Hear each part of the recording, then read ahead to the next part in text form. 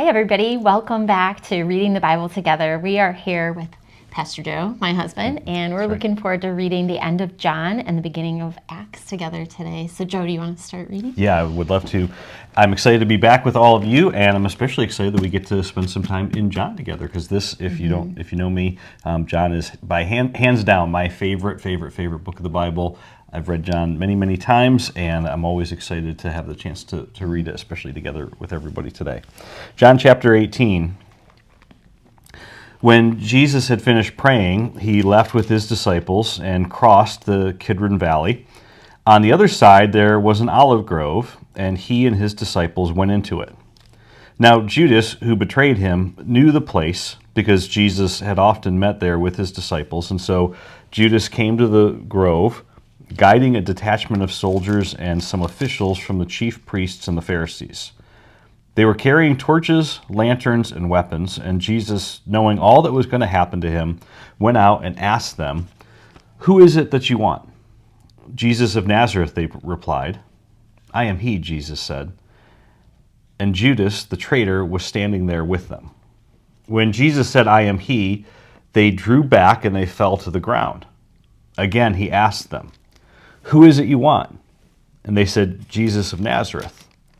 "I told you that I am he," Jesus answered. "If you're looking for me, then let these men go." This happened so that the words that he had spoken would be fulfilled, that I have not lost one of those that you gave me.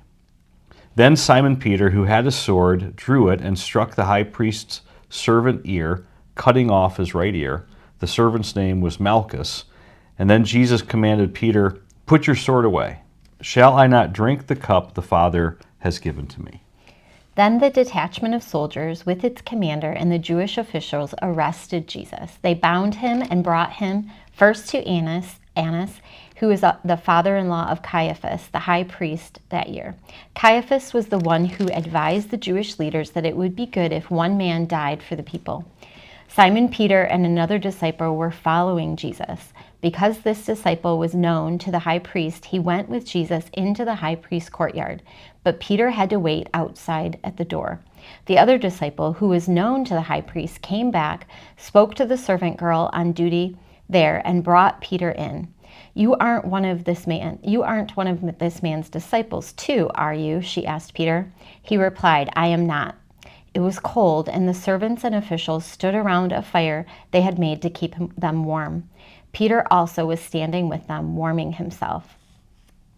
Meanwhile, the high priest questioned Jesus about his disciples and his teaching. Jesus said, "I have spoken openly to the world. I have always taught in the synagogues or at the temple, where all the Jews come together. I have said nothing in secret, so why question me?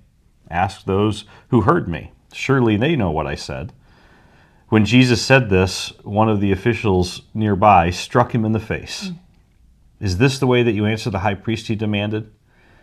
"If I said something wrong," Jesus replied, "testify as to what is wrong. But if I spoke the truth, then why did you strike me?" Then Annas sent him, still bound, to Caiaphas, the high priest. Meanwhile, Simon Peter was standing there warming himself. So they asked him, "You aren't one of his disciples too, are you?" He denied it, saying, "I am not." One of the high priest's servants, a relative of the man whose ear Peter had cut off, challenged him. "Didn't I see you with him in the garden?" Again, Peter denied it, and at that moment a rooster began to crow. Then the Jewish leaders took Jesus from Caiaphas to the palace of the Roman governor. But now it was early morning, and to avoid ceremonial uncleanliness, they did not enter the palace, because they wanted to be able to eat the Passover. So Pilate came out to them and asked, "What charges are you bringing against this man?" "If he were not a criminal," they replied, "we would not have handed him over to you." Pilate said, "Take him yourselves and judge him by your own law." "We have no right to execute anyone," the Jews objected. This happened so that the words that Jesus had spoken, indicating the kind of death he was going to die, would be fulfilled. Pilate then went back inside the palace and summoned Jesus and asked him, "Are you the king of the Jews?" "Is that your own idea?" Jesus asked, "or did others talk to you about me?" "Am I a Jew?" Pilate replied. "It was your people and your chief priests who handed you over to me. What is it that you've done?" Jesus said, "My kingdom is not of this world. If it were, my servants would fight to prevent my arrest by the Jews, but now my kingdom is from another place." "You are a king then," said Pilate.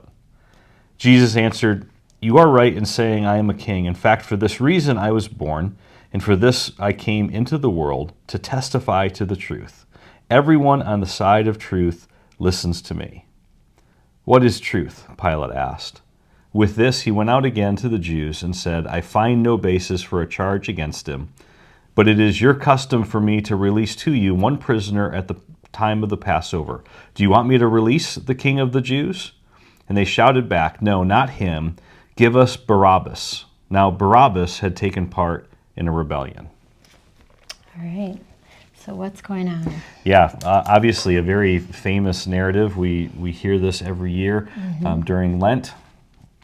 And so these are very familiar words to us.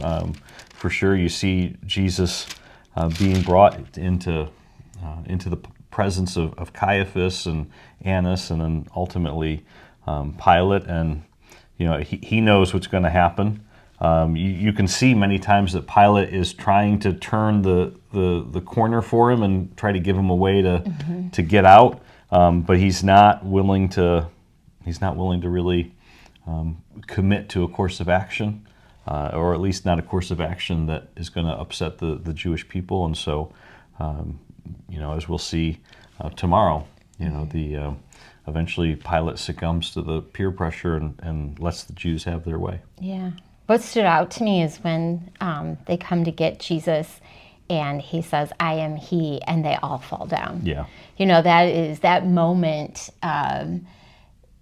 Wasn't that enough to have them just turn and leave, or to bow and worship him? Right. That is surprising. That was just a moment. And and then of course Pilate asking, "What is truth?" Which is what we're all asking. What is truth? And hopefully we ask to the point of seeking out Jesus. Well, and that in that line right there in verse 38, and this is just a great reminder for us. One of the benefits about reading the Bible out loud, because the tone that you read that statement with, right? Is it what is truth, or is it what is truth? There is no such thing as so truth. Yeah. You can tell, because if it was a genuine question, if Pilate was asking a genuine question, what is the truth, right? That's an inquisitive, that's a door-opening question. Right. Those are questions that a lot of times that we have about things, but I don't feel like that is the tone in which this question is being posed, which